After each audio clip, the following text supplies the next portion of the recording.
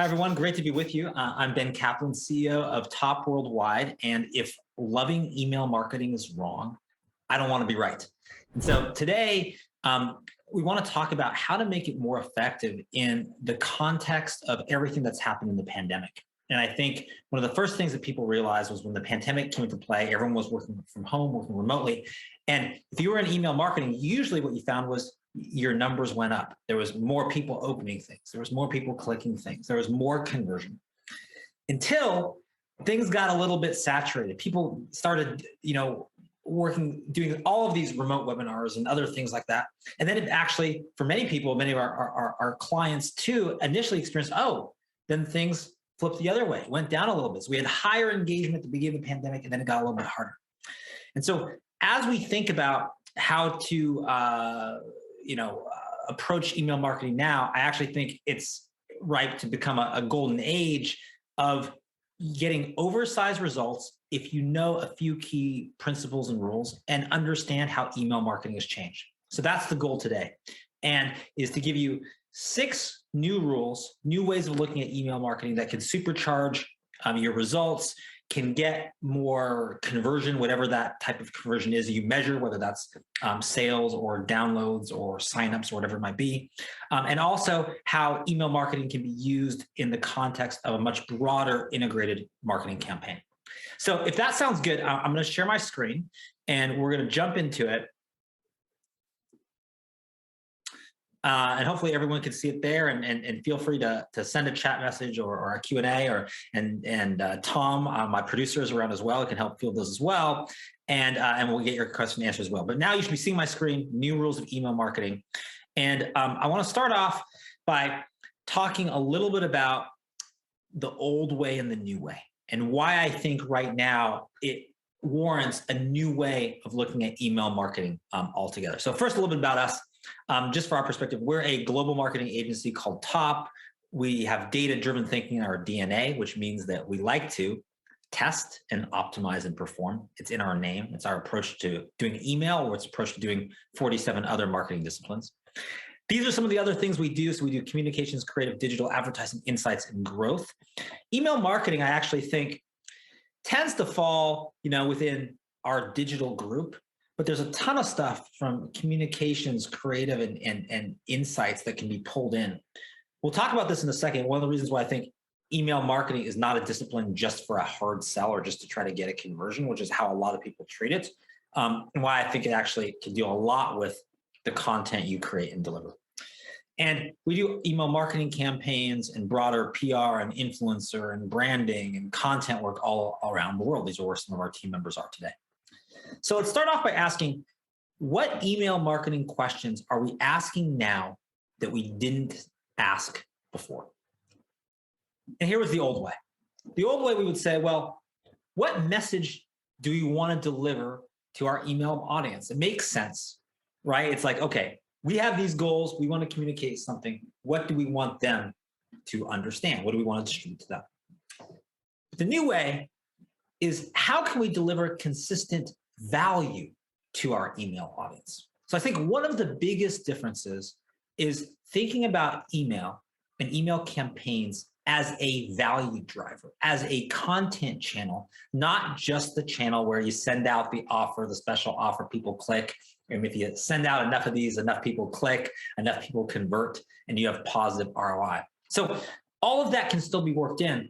But I think this notion of how do we deliver consistent value to our email audience? And the example I use for those of you kind of like the non-digital analog age was that when you had,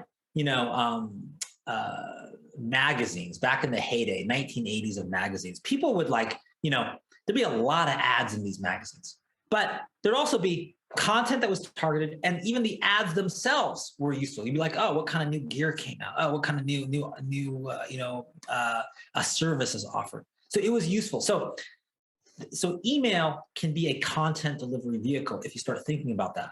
And our goal in the new way is to try to say, hey, how do people actually look forward to our email? If you receive this email, would it be an annoyance, or will you get great value from it? And how do you deliver value? So I want to show you a few different blueprints. So we have a lot of blueprints at Top. The blueprints are just codified methodologies for delivering a marketing need. So these are some of our email blueprints. And these are all ways of structuring content to be delivered in an email message that makes it have more value. So this first one is called mistakes. So it's like, what noteworthy mistakes does our audience make, and how can we suggest an alternate way? So we have a blueprint about like, how do we craft an email or an email sequence around certain mistakes, add value, and then use that to draw people in, connect people to our product or service offering. But the first thing we have to do is add value. That's a mistakes blueprint. Here's a totally different one. This is big impact. So how can you sum up individual benefits to create an impressive statistic of aggregate impact? So we'll use email messages to deliver interesting and noteworthy statistics that show impact for an industry if you're marketing in B2B. If you're marketing B2C, we'll show the effect of whether it could be our product or service, but it could also be a certain category, a certain class. What does it mean in the current climate or current trends? It's another way to deliver an email message. Here's one we love, predictor blueprint. So how can we make a logical prediction about what will happen in an upcoming event? Maybe we're gonna, talk about in the email is that, Labor Day weekend is coming up, and one of our clients is AAA, and we want to project, what is the prediction of how many people are going to be on the road, and what are road trips going to be like for the upcoming Labor Day weekend if you're based in the US? So that's a predictor blueprint. Or a listicle blueprint. So these were kind of popularized in the term by BuzzFeed, but it's this idea of that, the 7 ways to do X, Y, Z, right? The 7 ways, to lose weight, by eating stuff you like. What is powerful about this in the email format is that listicles at its core, what is the value? They bring more certainty to an uncertain world, meaning we fundamentally live in a world where there's a lot of shades of gray. But when you have the 7 ways and there's just 7, that brings a lot of certainty. So listicle blueprint. So all of these are examples of new rule number 1, which is think you first instead of me first.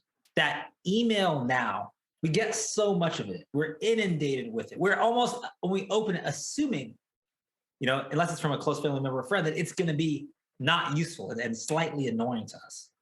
Instead, if we think you first instead of me first and use it as a channel to deliver great content and great value, we can make it perform much, much better. So that's the difference. And I think, a cousin of email marketing is marketing automation. Maybe some of you do that, where you're setting up a whole bunch of automatic rules to deliver different messages. And where I think marketing automation is going as well is it's going to be less like, okay, we sent, a product, features email, and someone opened it. We can see that, and they click the link. Okay, send them more deeper on the features, and try to, hit them with a discount code, and all of those things can be part of a broader ecosystem. But instead of just being focused on the sale, biggest difference is email now focused on delivering value and how can you deliver value. And simple test is, if you receive this email yourself, would you be interested or would you be annoyed? And if you yourself would be annoyed, then you've got to rethink it, and you have to think you first instead of me first. All right, next one, old way. Let's ask, well, how can we optimize individual email metrics? So this email, what's its open rate? What's its click rate? Let's see how this individual one does. We do some of that still. But the new way is, how can we best optimize a multiple email campaign sequence? So it's not just about that one message. So that one message, when you optimize at that level, just the message, then of course you want to do a hard sell. Of course you want to try to optimize, for we've got to convert people now. Why? Because it's otherwise this message doesn't seem to have value. It didn't perform well. But if viewing it as at sort of the atomic level is and thank you. I see a question here. Do you agree with the email philosophy, give and then sell? Okay, in regards to giving people on your email list value first without asking for anything in return, then asking a few emails later. Okay, great question. I'll answer that in a second. Hold that thought for a second, but a good one. To get to that question, one of the things I want to talk about is how you measure. So when you start to measure about what is the result of this entire campaign, it starts to work differently, because maybe this email is just meant to have high engagement, a lot of readers. It's not meant to sell anything, the specific message. But in the course of the entire campaign, we are trying to sell something or convert something. And to the person's question about should you like give, and then sell, I would just say I agree with the first part, which is like add value first. I just think you don't have to sell in the context always of traditional like sales, like here is your hard sell email. You could do it through the context of value. So the difference is if maybe there's an offer for a product, but it is of tremendous value because you're reminding people that, this is the season where if you get this product now, you're much better off, right? Maybe it's something that's a seasonal nature. And if you get it, you can use it in the fall. If you buy it in the summer, it's going to set you up, right? So one of the things you can do is how do you create that value? So in this case, say, hey, there's if you can get this product now, prepare for the fall, you're going to be in a great position to reap this benefit. And then there's an offer there. There's an offer with it. There's a way to buy it. But actually the value driver is you should do this now because you're going to get the benefit now. And oh, by the way, here's an easy way to do it. So what I'd encourage email marketers to think about is how do you create value, give advice, and then make your product or service the easiest path to realize that. But even your advice or value can have value even if they never get your product, right? So even just experiencing, your message gave value to them. But oh, by the way, if you actually want to implement this, the fastest way to do this is just to get our product and make it easy for them to do so. That's the types of campaigns that have the best conversion. And again, we're looking at metrics for the whole campaign, not just the individual message. Okay, so here's a typical, we use with our clients across the board, customer decision journey, where on the left, it's the path to purchase sequence where people go from awareness, it's got to be aware of you or your product, to consideration, they're considering you with different competitors, to purchase, we call that the path to purchase.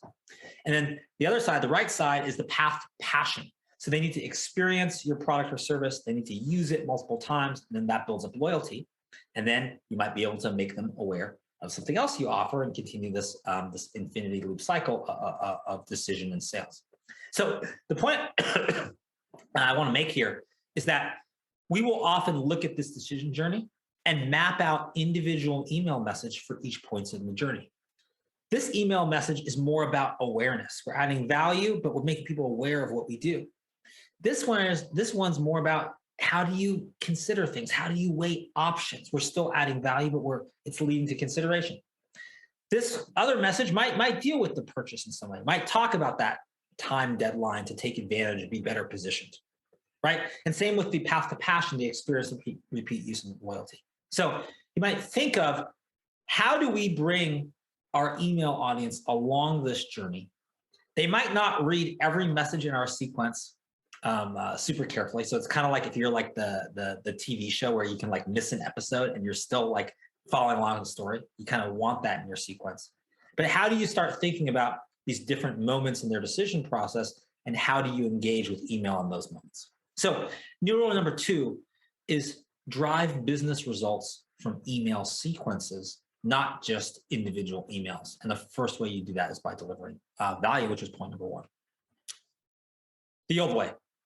We would ask this question, well, how can we give email audiences more variety of content, right? We'd say, okay, we can't hit them with the same thing over and over again. So sometimes there would be like, a 1/3 rule, right? Like 1/3, okay, this is going to be 1/3 thought leadership, 1/3 more just kind of like slice of life, tell the behind the scenes of the company, and 1/3 hard sell, let's say. That was a very traditional, sort of breakdown of content. The new way is, how can we give audiences more personalized content? So how can we start thinking in a more detailed way about really what they want to experience? And if they're not going to respond to this content, if they're not going to get value from it, why send them the message? I mean, if we send them the message, yes, we may increase, of course, metrics we don't like unsubscribe rates and other things like that. But 2, part of how we build our brand and that relationship with the end audience is they know, like, wow, if I get something in my email, it's like, it's always great stuff. I definitely want to look at this. And we do that through personalization. So here's four different ways emails can be segmented so that we don't have to personalize, at such an atomic level. It's very hard for us to get out campaigns. We might look at geographic segmentation. So how do we, if we have a product that might have people have different interests based on, geography, right? If it's a product, that deals with, we're in the summer right now and it's super hot in a lot of places, and other places it's not, maybe we might segment based on geography. Another one is demographic. So, do people experience our product? We might think of demographics in terms of target personas or audiences, but even within our target persona, there might be different demographics. How might people experience this content differently? Industry verticals. Maybe we have a product or a service that applies to a lot of different industry verticals. Well, if people are from retail versus real estate versus professional services, they might engage in things a little bit differently. Use cases. Maybe there's many different use cases and how people might experience the product. So like for one, client that we have now, they have, sort of enterprise business use cases of the product, and actually all the way down to consumer use cases of the product. So how might we personalize content that way? So I want to give you an example. Work we did for Bowflex. These are two different persona-based landing pages for email marketing. So these were set up to basically send an email message and drive people to the pages. So on the left, you can see the message is ready when you are. The gym is always open at the top. So this is all about convenience, targeting personas that are just like busy people. So we have different personas that we target. The email message changes, the landing page changes, adapts. And in this case, we're looking at people that just don't have time to work out, right? It's always. So we have like, I have young kids, and like, we're busy. It's like, we're busy parents. That might be one of the ones here, or other people that just don't have time. Versus the right side is more of a technology focused. So this is the same product, but you can see the messages: you sweat, it learns, you win. And suddenly adaptive technology is more focused there, that is higher up in the page than the gym is always open. So there's also email sequences that are shifting, landing pages that are shifting. We're highlighting different things, and then we're measuring that. So personalization doesn't have to be, an incredible chore like, oh man, I thought I was just sending one message, now I got to send 10. Usually what we try to find is try to find the sort of differences in perspectives that can apply to multiple different personas, create different versions of that, and start delivering people more of what they want. And when you do that consistently, I've seen clients and campaigns like totally transform their open rate, their click-through rate, their subscriber rate. And the rest of the industry is at, 5%, and they're at 50%, simply by being mindful of how do we, build our brand, our thought leadership, our value in the mind of our audience, and how do we stick with it? Personalization is a great way. So new rule number 3, increase return on investment with scalable personalization. That scalable part is not going crazy with too many different cohorts or segments, but looking at kind of the major ones we could build for maybe multiple personas in the same one, like that example of here's like convenience as the organizing principle for Bowflex, or here is technology as the organizing principle. The old way. The old way, we would ask ourselves, how can we focus on email marketing as its own distinct discipline? I mean, kind of email marketing was this lane, on the highway, kind of, when the carpool lane, it's like not when it's together, but it kind of goes off on its own and goes sort of separate itself. That's how we kind of view it. It's its own thing. Might not be tied into everything else. And that's because email marketing is thought of as an unsexy marketing discipline. It's kind of just, a necessary thing you have to have. Yeah, it drives ROI, but like that's not as exciting as like a TikTok campaign, right? That's the old way. The new way, we'd say, well, how can we better integrate email marketing with other marketing channels? What can we specifically do to actually look at it like a marketing channel like any other that we can integrate into this 360-degree campaign? So here's an example of what a calendar looks like for one of our clients in the probiotic space. And you can see there's mass media PR, second row, influencer outreach, third row, social media, fourth row, email marketing is on the top.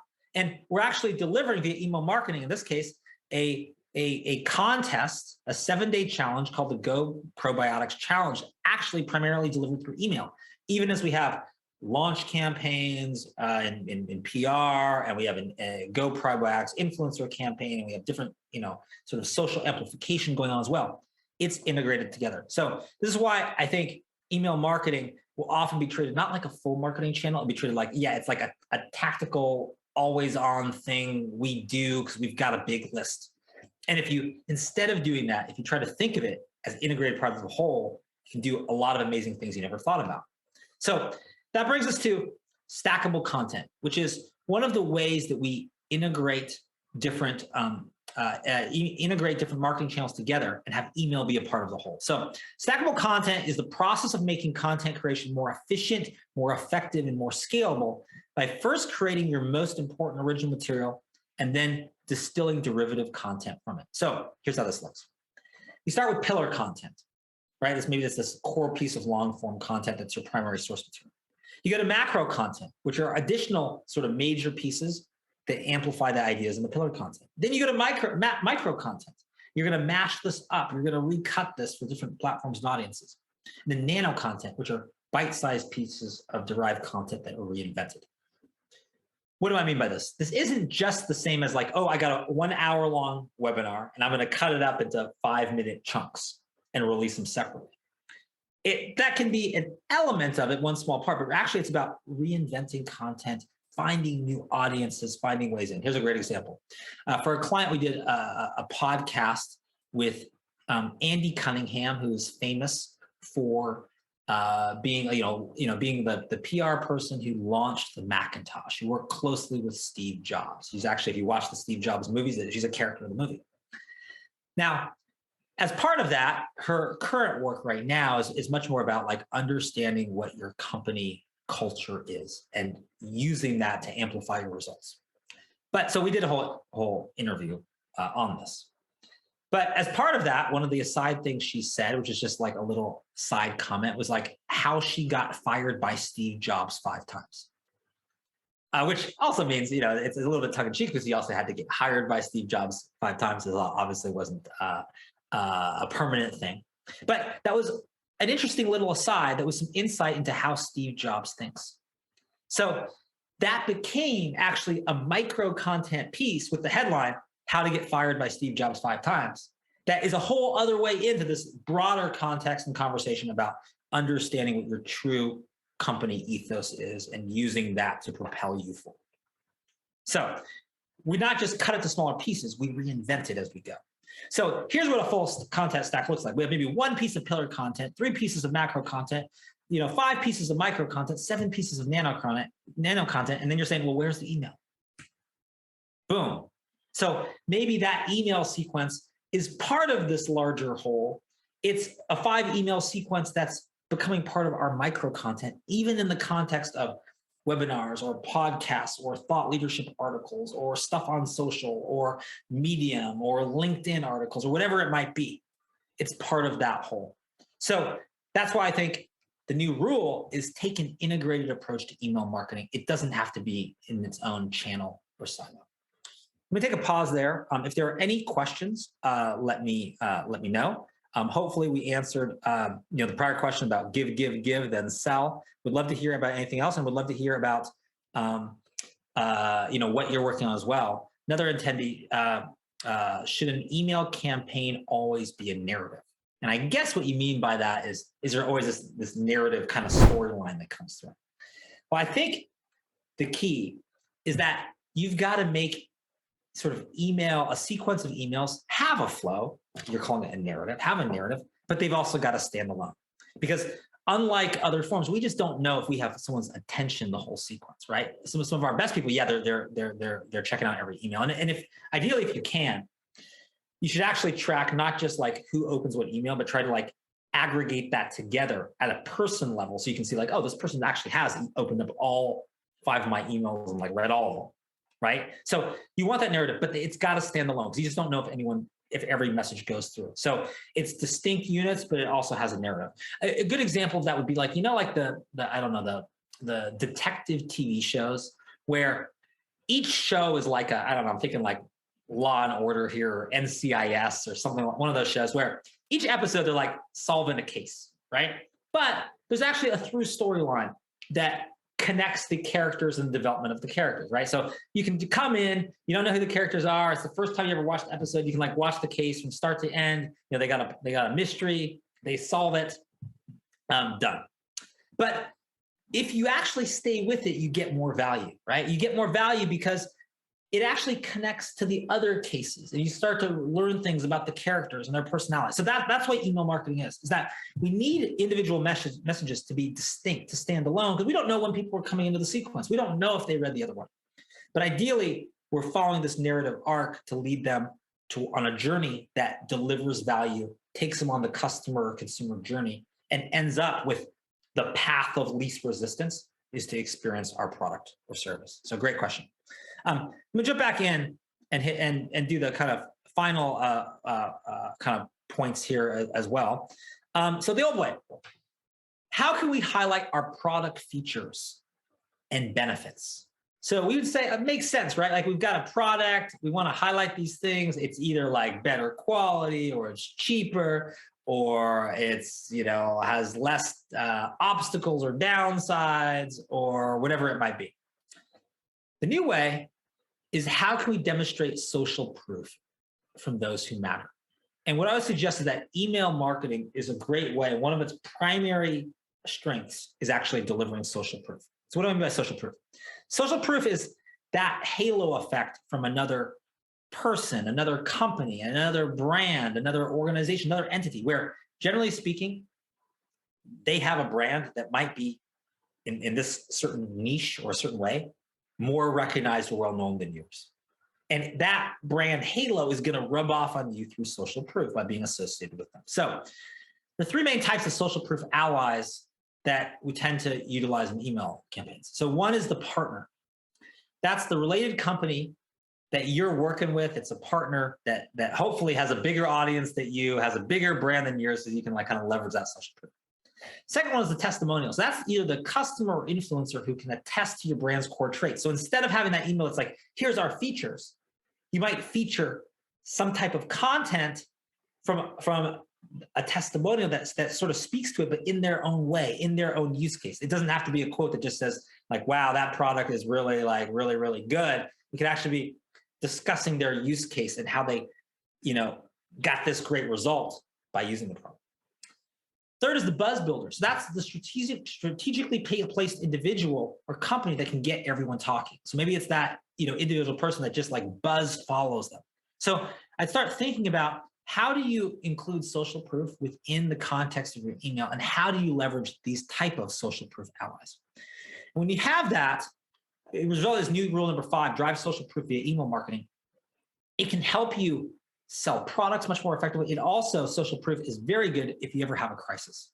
So sometimes people wonder, and you know, well, you know, particularly if you work in retail or consumer-facing industries, something really bad can happen. Like I remember, like I think Starbucks had something in the news because, you know, a particular store treated certain, you know, African-American, Black community members differently at their store, and people were in uproar. And for a lot of other companies, that would be like a kill moment. We're like, oh boy, it's like, you know, just because, you know, like these stupid people acted in a stupid way and shouldn't be a part of our company. Now the whole company's going to be penalized. For a lot of companies, it would be.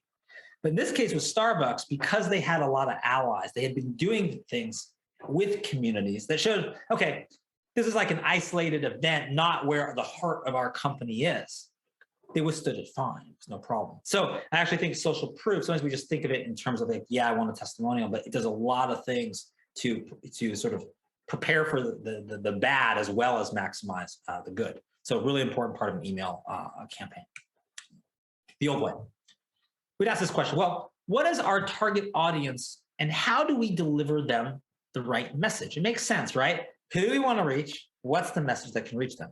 But the new way is, what is the peak moment when we're most relevant, and what message will resonate best at that moment?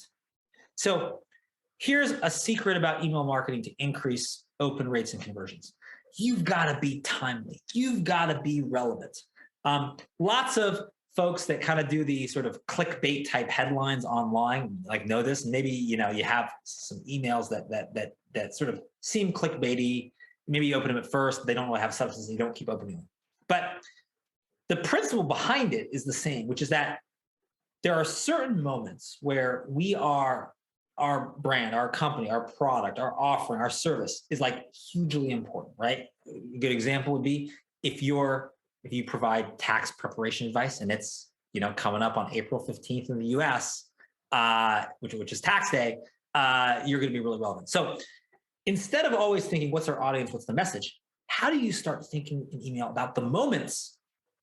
What are the key moments? And then how do we leverage messages that reflect those moments? So here's a traditional marketing workflow. You go to an ad agency, a marketing agency, here's what they're going to do. You're going to be like, okay, who's the right person? We need to target. We need to understand our ideal audience. Let's get a persona. Okay, what's the right message? Okay, we need craft content that speaks to that audience. Here's creative. And then you say, well, what's the right time? We need to reach them when they're available, right? If when are they going to be tuned in? That's called media flighting. So we do this a ton for clients on the ones of our digital clients, more traditional advertising clients. We'd be like, okay, right person, right message, right time, persona, creative flighting. Makes sense. But I actually encourage you with email marketing to maybe turn this on its head and think about it differently. This is what I call the calendar-based workflow. This is prioritizing time and relevance, which we know is directly correlated to increasing all of our email metrics. So instead of going from left to right, we go from right to left. So first of all, what is the right time? When do we need to meet people? When is the right time to reach them? Then we say, well, what is the right message? So if this is the time, if this is the seasonal window, how do we craft a message that is highly relevant and useful, valuable in that window? And then we say, given that we have this right time, we have this right message, okay, who are the personas we need to target? So it's the same thing, we've just flipped it around. And because any kind of field, any kind of marketing channel that has a lot of noise, a lot of players, a lot of like unwanted spam just around, prioritizing timing and getting it when you can have your audience receptive to you makes a huge, tremendous difference.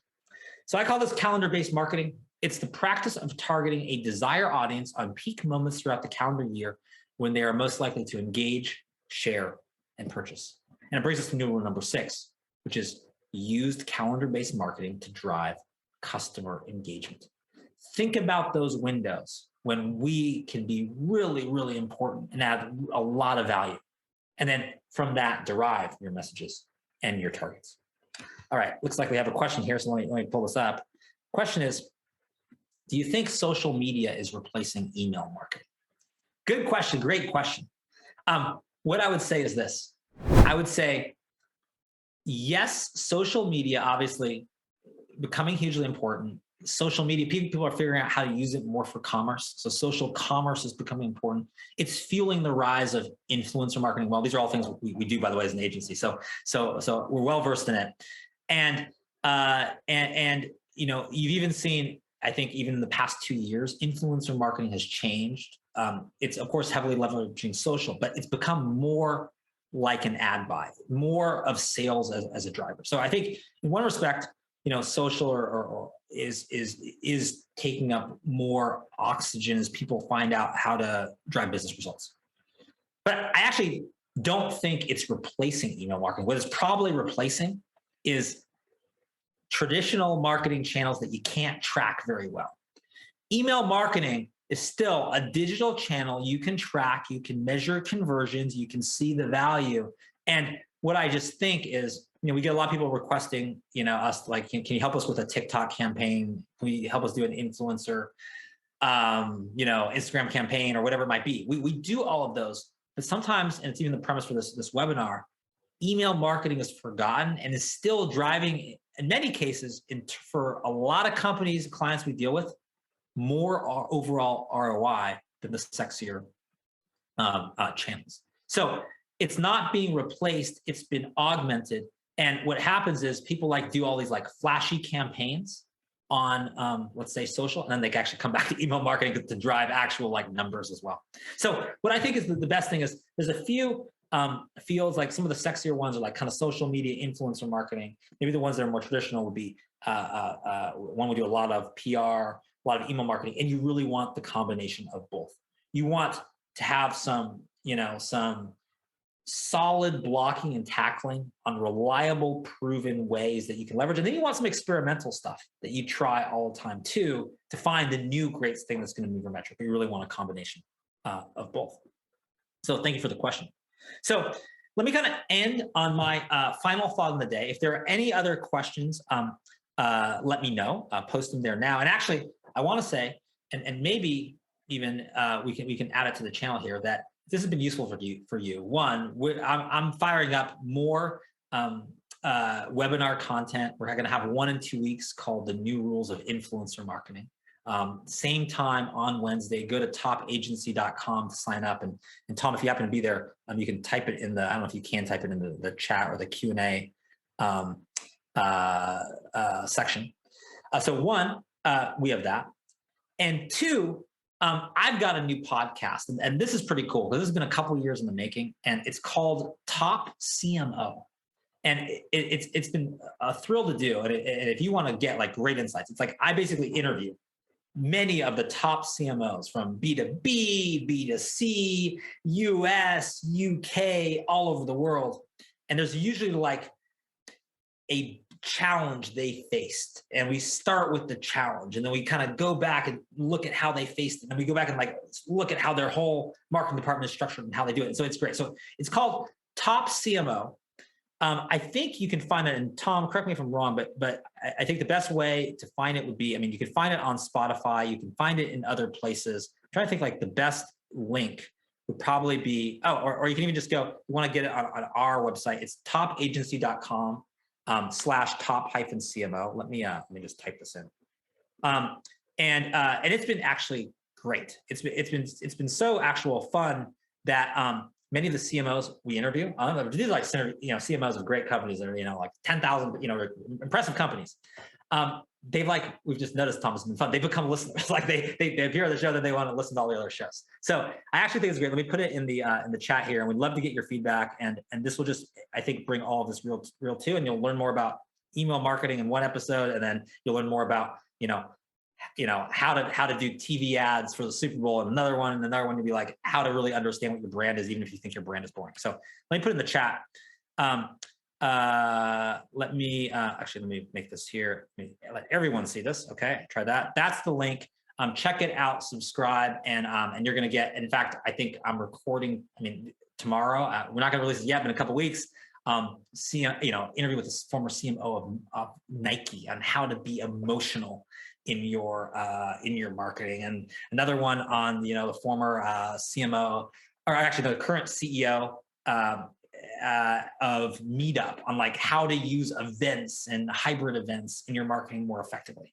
And so all of this I think is great. So anyway, okay, you can tell I'm excited. I'm sorry about that. I apologize. Let me hold off on that. And if you want to get direct to it, you can get it on Spotify at this address as well. Go to anchor.fm/top-CMO. Okay, let me end with the final thought of the day before I geek out too much on podcasts. That thought is this, kind of this one thing, which is to improve your email marketing, you don't have to do it all at once. Maybe some of you said, and just to recap, some of you said, well, like, okay, well, yeah, I think you first instead of me first. Okay, we can do some more content-based stuff.